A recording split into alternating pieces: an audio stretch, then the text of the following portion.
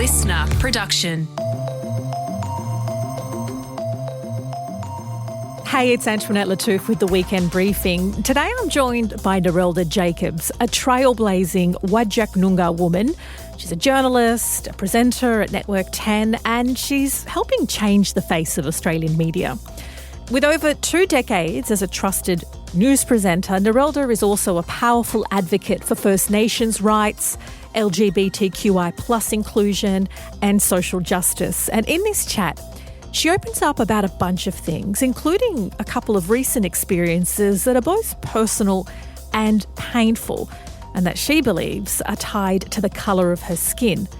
But then Narelda surprises me with some unexpected good news that left me stunned. And later we'll hit the weekend list. It's where Helen Smith and I give you pointers on what to watch, eat, do and listen to. But first, here's my conversation with Narelda Jacobs.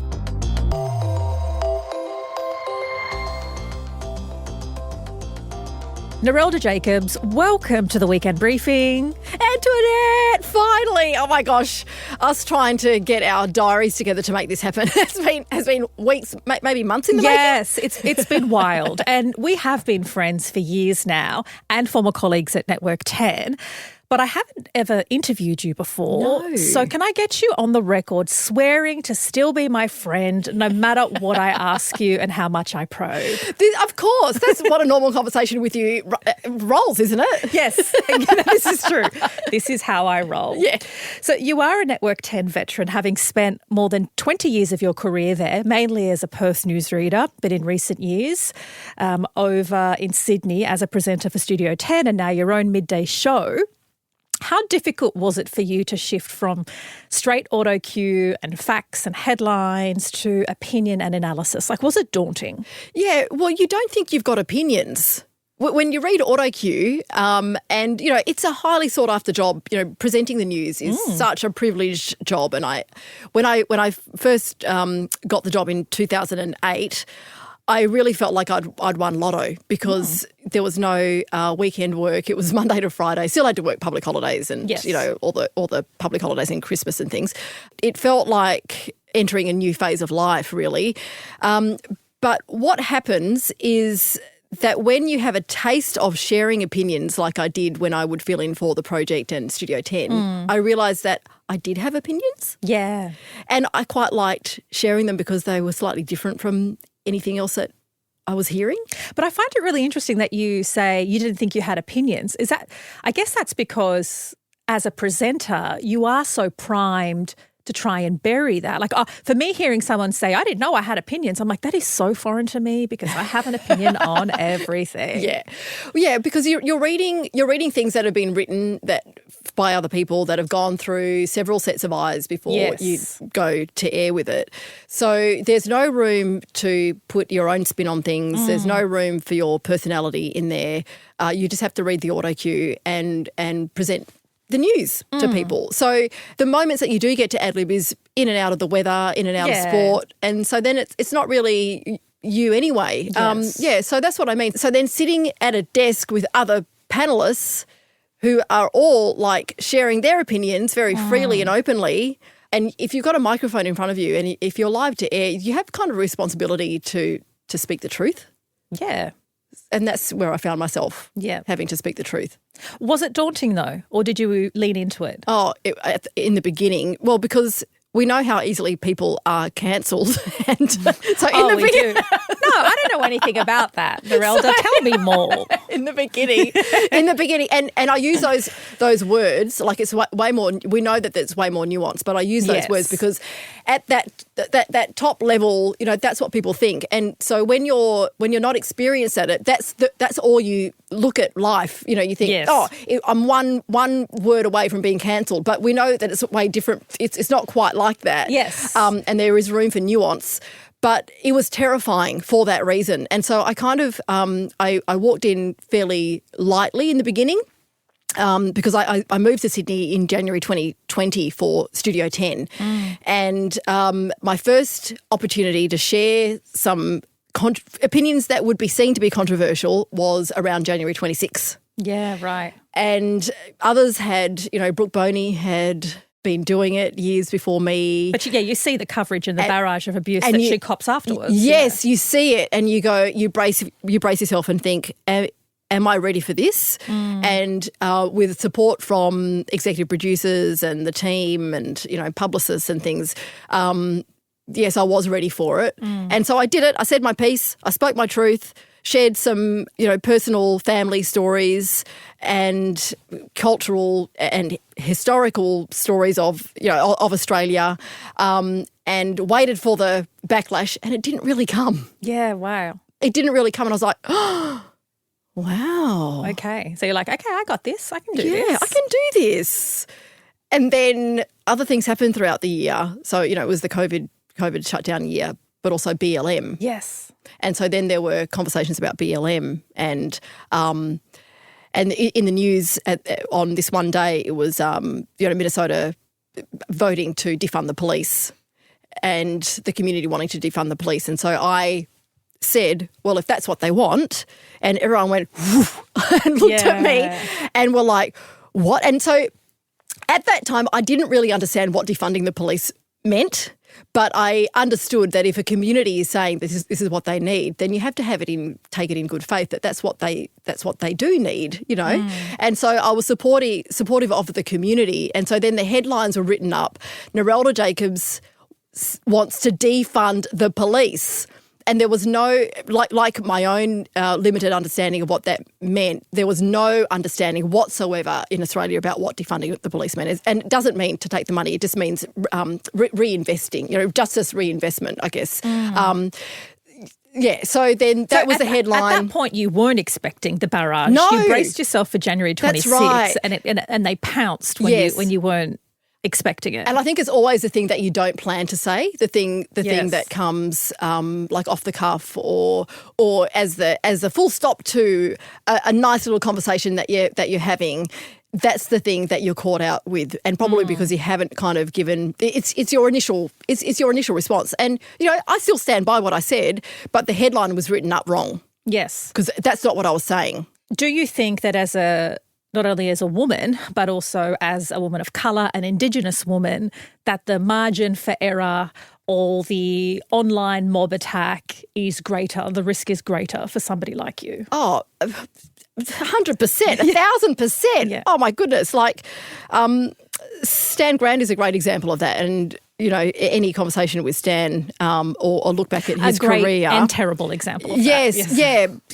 And this happened to me as well around the Queen dying. I'm on Studio 10 with a colleague of mine who is Irish and shares the same beliefs as First Nations people in Australia to Irish people about the monarchy. Mm-hmm. And we had a really great conversation. His comments didn't get written up, but mine did. Yeah. And the headline was, "Don't make me mourn the Queen." But I didn't say that. Not once did I actually say that. It was a story that I had shared of another First Nations woman saying those things, and that was the headline in that story. Attributing it to you. Yes. So then my comments about the Queen dying on Studio 10, which was a lot more nuanced and complicated than that, and talking about the complicated history with the monarchy. And my dad loved the royals. That's right. I remember that. Yeah, we watched all of the royal weddings. Like he was given a member of the British Empire by the Queen herself. So my conversation was way more nuanced. And so then to minimise it with a headline, "Don't make me mourn the Queen," was so, and yet, so that's me, but my colleague, nothing.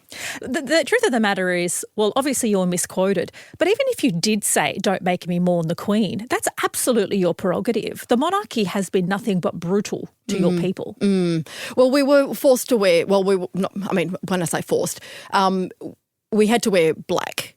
Do you remember the time? Oh, yes, all the presenters were wearing had to wear black. Yes, that's right. And so I questioned this because there was no questioning of it. It was just a thing that you had to do. Yeah. And so I wore black and white. Yeah. You're like, I'm going to push this just a little bit. Yeah, just a little bit. Yeah. I don't want to be somebody important has died and you give that person the respect that they're due, but you can also open up a very nuanced conversation, which is what I tried to do. I want to know why journalism for you, and like who was your idol growing up? Well, my dad was in Aboriginal politics, and so we constantly had journos around at our house, and I would, often pick up the phone and it would be a journo wanting a comment from Dad, that sort of thing. So I was exposed to that as a child, and I loved the idea. I just kind of loved the look of it. I loved these people, wearing suits, arriving at a scene and then sticking the microphone in front of somebody and getting them to talk, And I just really loved – I was also a good storyteller when I was at school. I enjoyed reading. I enjoyed telling stories, and actually my teachers suggested that I become a journalist. Yeah, so that's how it started. It looks a lot more glamorous, but I know that you did court reporting. I've done crime reporting before. A lot of it is not glamorous. Like the one good thing that I took away from crime reporting, other than having a pretty tough tummy to gross situation, is I'm able to do a winged eyeliner without a mirror sitting in a gutter because you're obviously... That's a talent. It's such a talent. Did you say without a mirror? Without a mirror. Whoa. Because often you're sitting at crime scenes in gutters for hours and hours. And the same with court. Often you're sitting around for hours and hours. Did you get into the job and then go, oh, maybe this isn't as glamorous as I thought it was? I became the court reporter at a time when I was actually feeling a little bit anxious about arriving to work and not knowing what your story is going to be. Because as general reporters, you're thrown into things. You could be at the zoo one day and you could be doing a fatal, horrific car crash the next, or on the same day, actually. So I started to become a little bit anxious about, on my way to work, what story am I going to have today? So court reporting was a way, and nobody at work knew this was going on, but court reporting was a way that I knew that I would be at the law courts every day. Yes. Even though I didn't know necessarily what story we were going to do, at least it kind of looked the same. And actually life now is a bit like that. Like I go into a studio and I don't know what news is going to happen, but I'm sitting at the desk and I'm anchoring it, and it's the same. So court was a little bit like that. I loved doing courts actually because it was the stories that didn't go to air. You'd sit in a law court and you'd see case after case after case, and and this would particularly happen in children's court, and the public isn't allowed to go into the children's court, so the opportunities are limited to go in and experience it for yourself.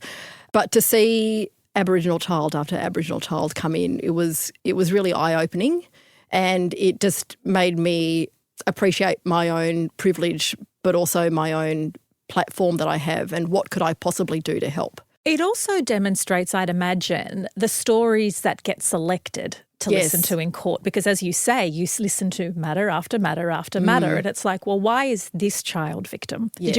Were you ever in a position where you're thinking, why is this child victim of more importance than all these other First Nations child victims? Yeah, it's interesting, Antoinette. You suppress those feelings in the early stages of your career. Yeah, because you do the job that you're assigned. And you don't really suggest any other way.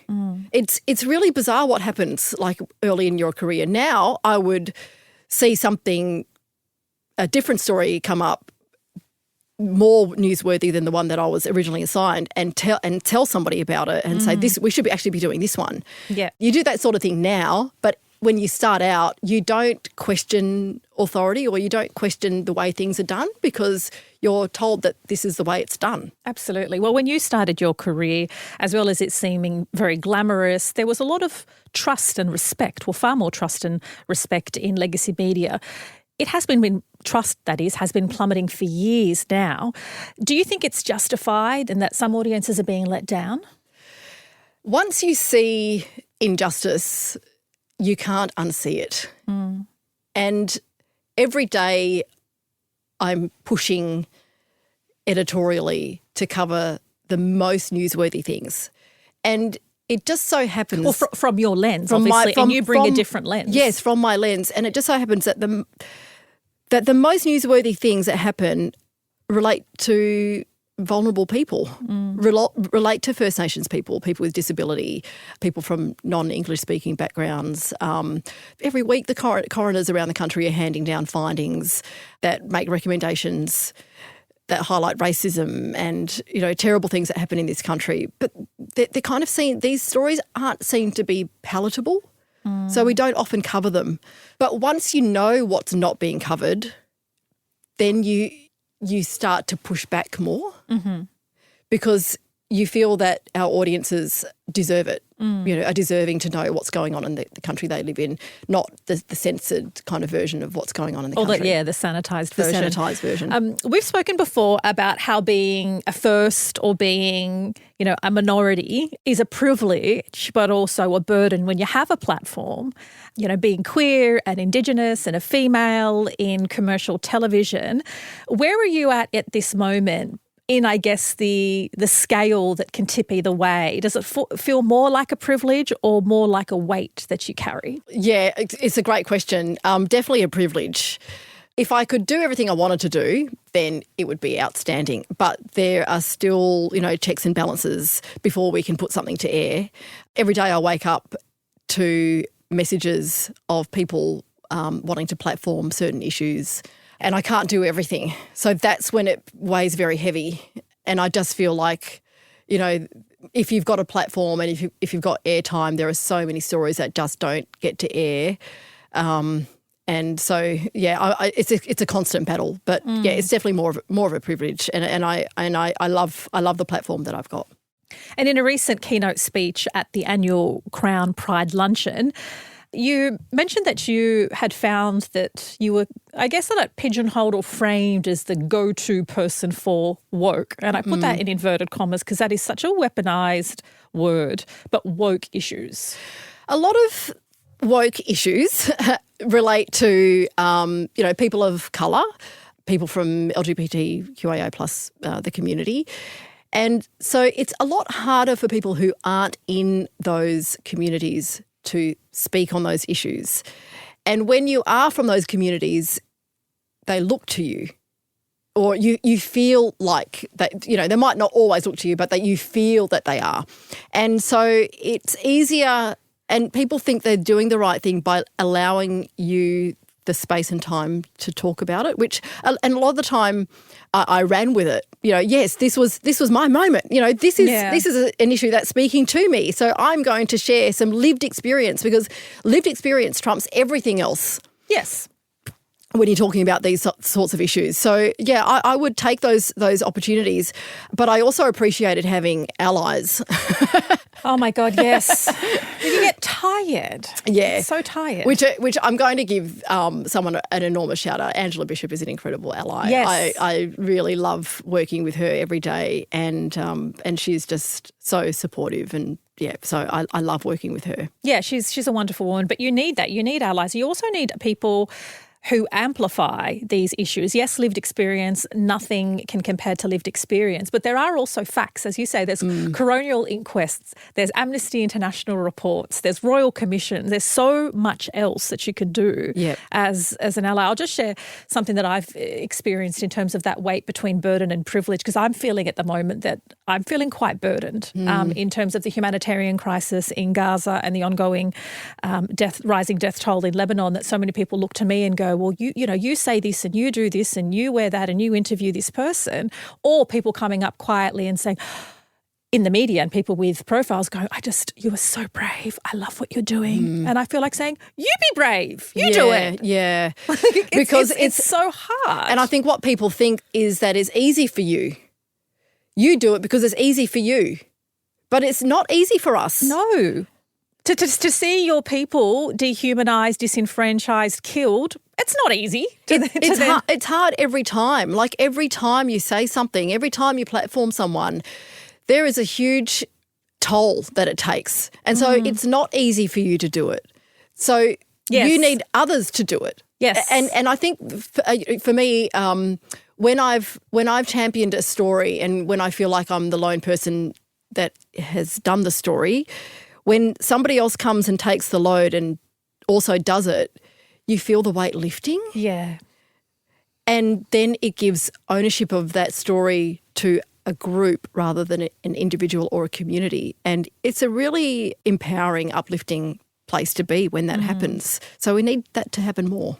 In keeping with woke, there is this war on woke, and we hear this phrase bandied around as though woke warriors, they're coming after us and they're going to harm us and our children and our liberties. But how successful do you think this has been by certain politicians and certain conservative media personalities to distract people, to build up this fear and distract people from pressing issues like income inequality, the fact that companies are paying less tax than ever before, or the horrendous state of our environment? Like, do you think they're being successful by weaponising woke? Yes, because if you talk to people, they're like, we're all having to go to the same toilet, or or they're not selling girls or boys clothes in Kmart anymore, or or you can't even be a mum or dad. Like, you've got to be a birthing parent, or they're the things. They're the things people remember. Yeah. Not the serious things about people's gender affirmation and living their authentic selves and being the person that they were born to be. Those are things that stick in people's minds. And what they don't understand, and when these messages are delivered, it doesn't come with, you can still be a mum or dad. We will also have a birthing parent category. There's a third box. Yeah. You can still buy girls' clothes and boys' clothes. You can also buy gender-neutral clothes. Yeah. You can still go to the ladies' toilet or the men's toilet, or you can go to a gender-neutral toilet. They're the things that are lost. Like, we're not saying that there's only going to be non-binary. Like, there's room for everything, and that's not the message that is listened to and remembered, because all they remember is the fear. Like, my existence is going to somehow be threatened. No, it's not. No, it's not. Yeah, I hear these conversations, particularly around out the front of school when I pick up my kids, and these conversations about, they're going to make our boys wear female, uniform dresses or whatever. And I'm like, what's far more alarming and actually widespread is our lowering levels of literacy, the chronic underfunding of public schools. Like, if you're concerned about your child's welfare, and you ought to be, it seems that this messaging about which toilet their child's going to use and if a drag queen might be at the local library, as opposed to what is very statistically backed and very obvious, such as literacy and funding. How do those conversations go down at school pickup? Oh, I'm incredibly popular at school pickup. I am incredibly popular. But this is my life. You're speaking to me now because when you bring it back to the truth, you're a killjoy. Yeah. When you bring it back to, have you seen the suicide rates amongst gender dysphoric young people or people who are trans? Have you seen the mental health stats and the suicide rates? Like, these are the reasons we need to be more open about talking about these things. It's not about your child not being able to wear boys' clothes or girls' clothes. Like, this is about existence of trans folk and non-binary folk and their mental health.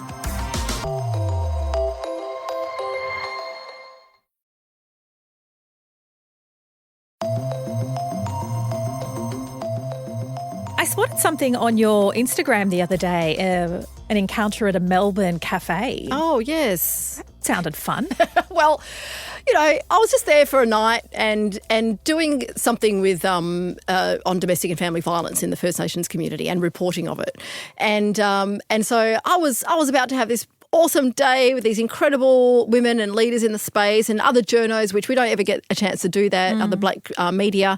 And so I went for breakfast to set myself up for a day. You know what you do when you go to a different city and you're on your own, and or you're not even if you're on your own, you just go, do a little search to see where's a good breakfast place. So I found one, walked in.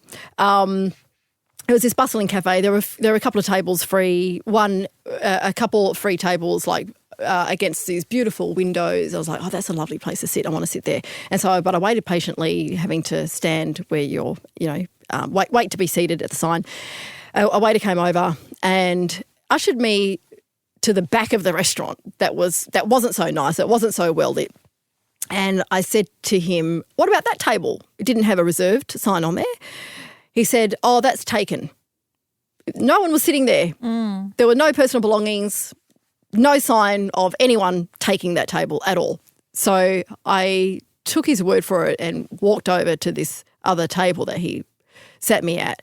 And it didn't come back to take my order for the longest time, and which gave me time to look around. Hey.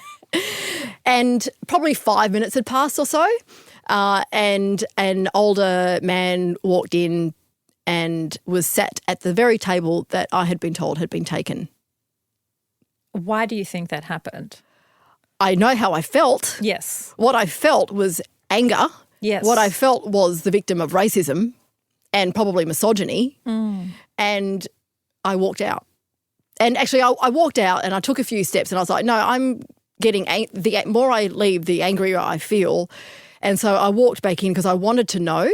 You know, sometimes you want to know. Yeah. And so am I imagining this? Yeah, like there might be a reason. And Yes. so I walked back in and I wait. But again, I had to wait. And I was like, oh, God, I'm late for my amazing day. So I left it and went somewhere else and was given great service and was actually like it was like they had known what I just experienced. And they said, sit wherever you like. Oh. And they actually it was almost like they lavished me with love, but they hadn't known what I had just experienced. And so, so not knowing, you know, not having that full stop moment on the experience, I was like, I'm going to take it to Instagram. Yes. Always an excellent way to resolve unresolved emotions. And so I just put a story on there. Like I didn't want it to live on the grid.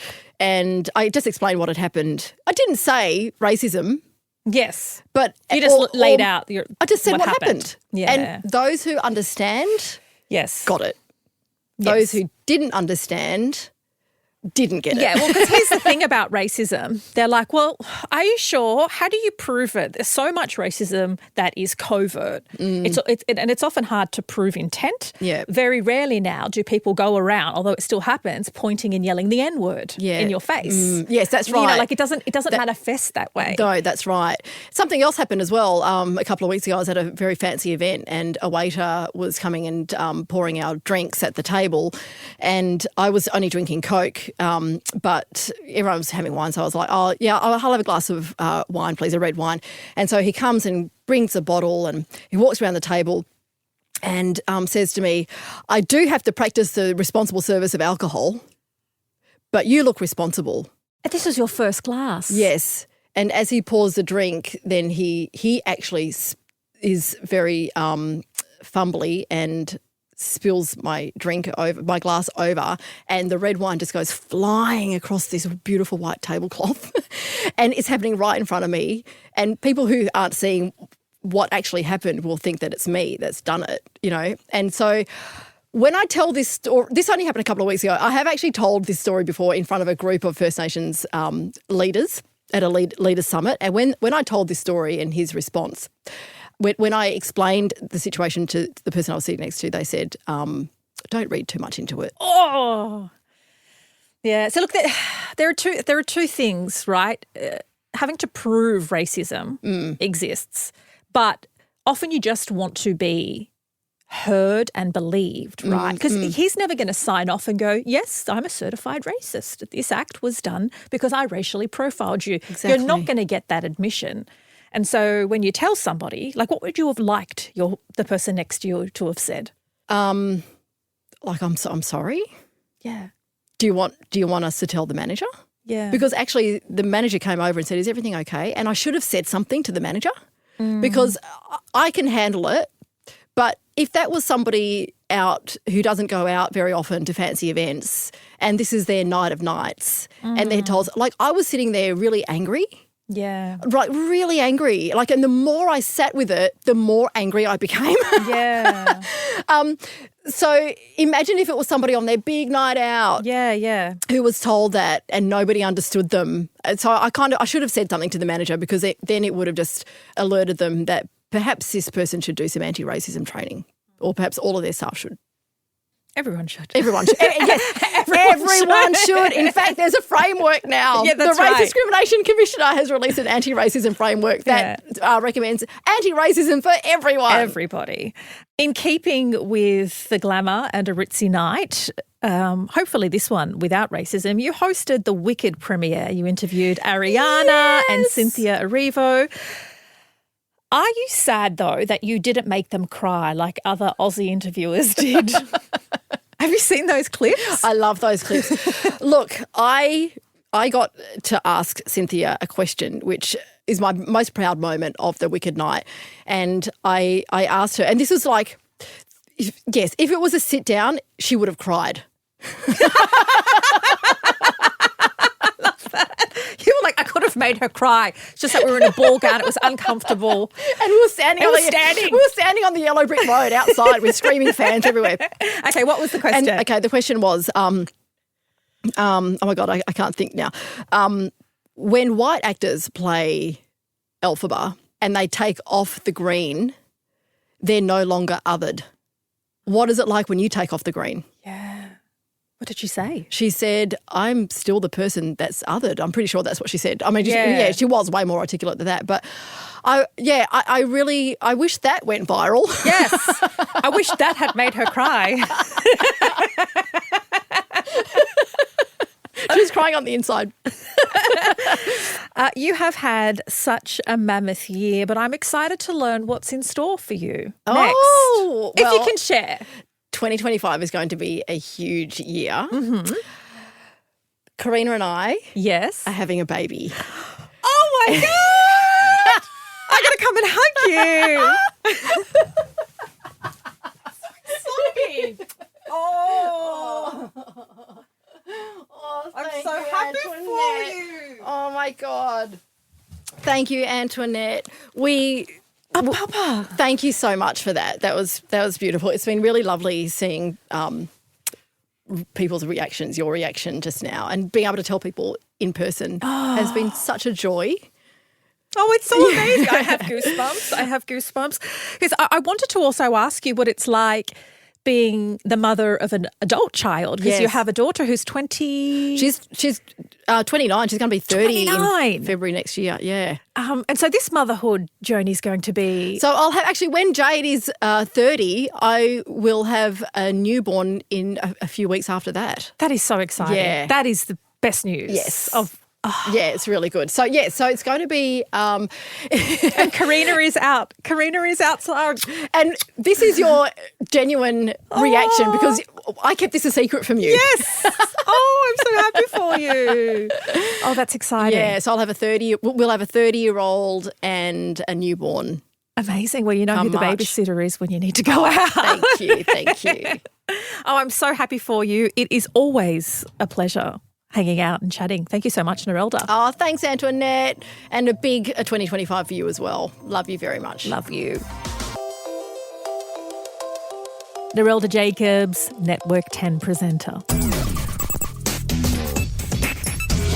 Now it's time for the weekend list. Helen Smith, my producer extraordinaire, joins me in the studio and she shares what she's been listening to, eating, and what she's recommending. Helen, what do you have this week? My first recommendation is for Christmas, because we are coming up to Christmas, and I made both of these recipes last year. Okay. They're for Christmas Day brunch, or you could do it, whenever you have your Christmas Day brunch, but they're super easy and really yummy. Okay. They are a French toast tray bake and a ham and cheese croissant tray bake, but I use turkey bacon instead of ham.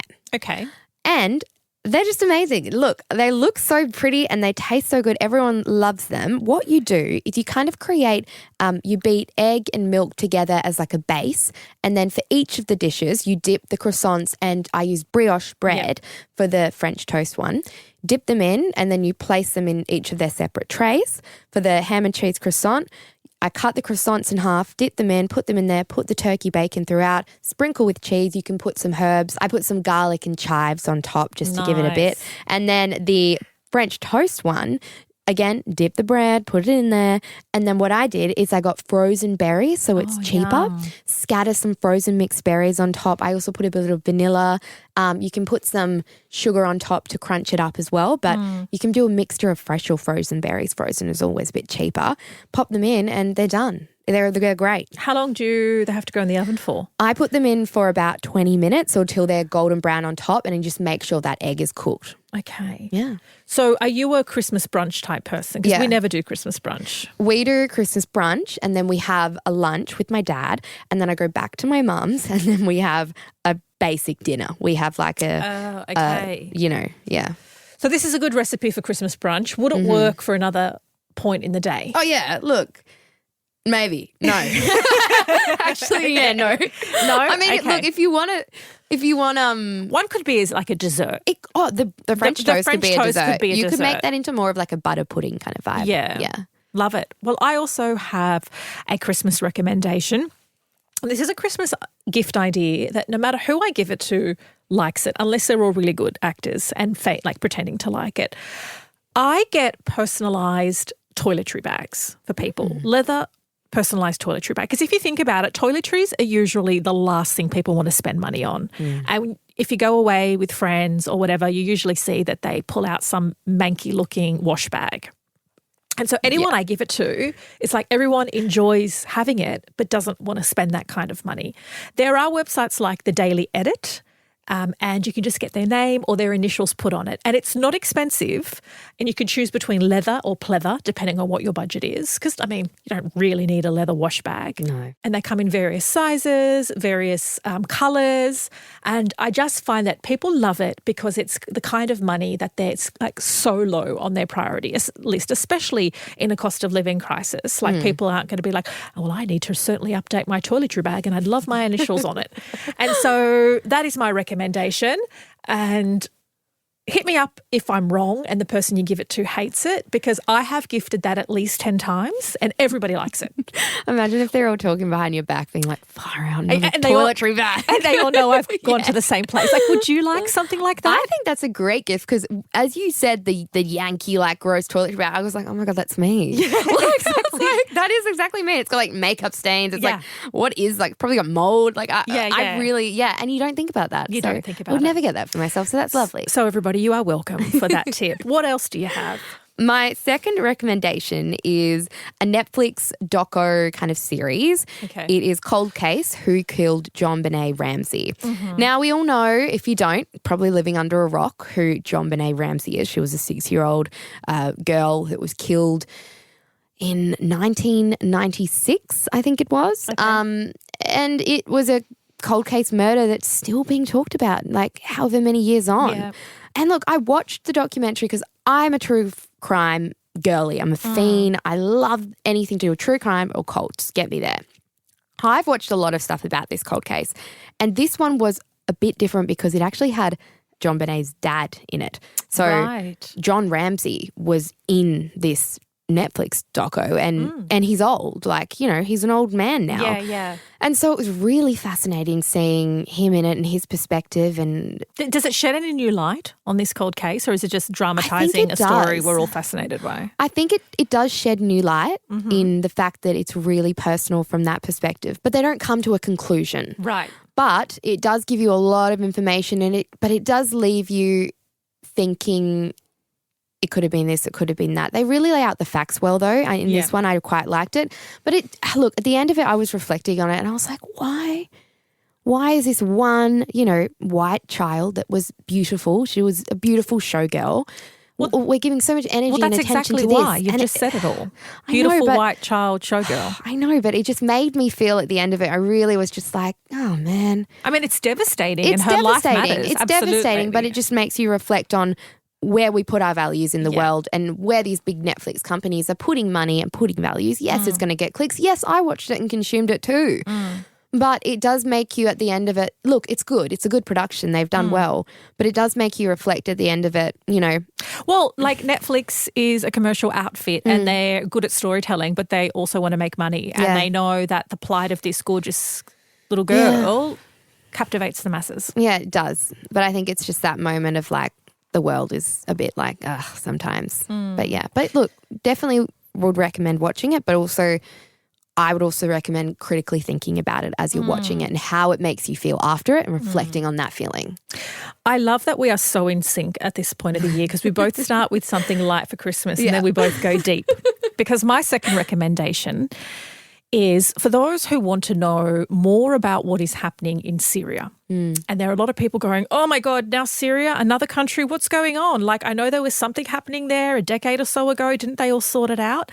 And so this is something that I've been getting hit up a lot on my socials. And I'm going to recommend a couple of people to follow who have a lot of expertise but have different perspectives. So one is a guy called Hassan. He's a Syrian-born American author and journalist. And you can follow him on YouTube and on X. He's written for the New York Times, The Atlantic, and a bunch of other publications. And he has a really thorough understanding of all the players and this new rebel group, which is largely just an offshoot of ISIS and Al-Qaeda, but pledging to be more reformed and inclusive. I also recommend a guy called Kevork Almassian, and that's Almassian.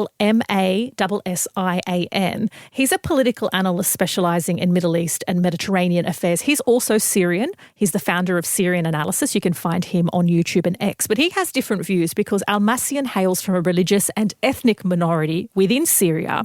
He's been historically less damning of Assad's rule and regime. That was the dictator that was toppled, and he's now exiled in Russia. So head over to their YouTube if you want quick analysis and to get your head around it. That's Hassan and Kevork Almassian. They're the two people that I've been listening to and going, okay, I see where you differ, but I understand that you have a lot of connections to the region and some really thorough analysis. I think that's really great because I was really looking for people to follow and not just mainstream media and mass kind of the headlines we get. So absolutely. And I always say centre Syrian voices on this. We don't need the United States, press secretary's take on this because we know that that is laced with what the United States political interests are and not necessarily what the interests of the Syrian population are. So, they're my recommendations. Yeah, and we did do a deep dive on this, Celebration and Fear, Syria's new leadership explained on the briefing. It was a really good explainer, actually. The briefing's Chris Spiro did this chat, and I definitely recommend that one if you want a bit of an audio feel as well. Okay. Well, that was great. You've sorted out what to make for Christmas, what to buy for Christmas, and then how to get deeper and darker with Cold Case and Middle Eastern politics. We cover it all here on the Weekend Briefing. Thank you so much for your time and for being with us. If you want more of the Weekend Briefing, you can find us on the Listener app. Download the Listener app in the App Store. Follow us there. Otherwise, you can follow, subscribe, wherever you get your podcasts from. And why not give us your thoughts on this chat with Narelda Jacobs? Or perhaps you try our recipes or our Christmas gift idea. Let us know how that lands. We'll be back on Monday morning where the team will have the latest headlines straight to your headphones along with some interesting interviews. I'm Antoinette Lattouf. Catch you next week. Stay safe, everyone.